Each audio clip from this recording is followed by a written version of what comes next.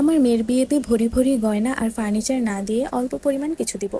কিন্তু মেয়ে ওয়ারিশ হিসেবে যে সম্পত্তি পাবে সেটা দিয়ে মেয়েকে ছোট করে হলেও একটা ঘর বানিয়ে দিব, অথবা ঘর করার মতো ছোট একটা জায়গা কিনে দিব, যেটাতে একমাত্র হস্তক্ষেপ থাকবে আমার মেয়ের। তার স্বামী, সন্তান, বাবা, ভাই কেউ সেখানে কোনো অংশ পাবে না তার মৃত্যুর আগ পর্যন্ত। এর ফলে অন্তত কোথাও অবহেলিত হবে না, যেন আমার মেয়ে অন্তত বাসাটা ভাড়া দিয়ে মান্থলি একটা ইনকাম করতে পারে। জানেন তো আজকাল টাকা আর জায়গাওয়ালা মানুষের খুব দাম। আর বাবার বাড়িতে, ভাইয়ের সংসারে বা স্বামীর বাড়িতে অথবা নিজের ছেলের সংসারে অশান্তিতে থাকলে অন্তত আমার মেয়ে দিন শেষে এটা ভেবে স্বস্তির নিঃশ্বাস ফেলতে পারবে যে আমার একটা ঘর আছে।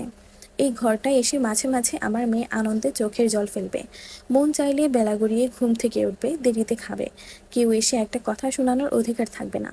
কথাগুলোতে অনেক প্রশ্ন উঠবে আমি জানি, কিন্তু বাস্তবতা বড্ড তিক্ত। যারা ভুক্তভোগী তারাই বুঝবে আমার কথাগুলোর মর্ম।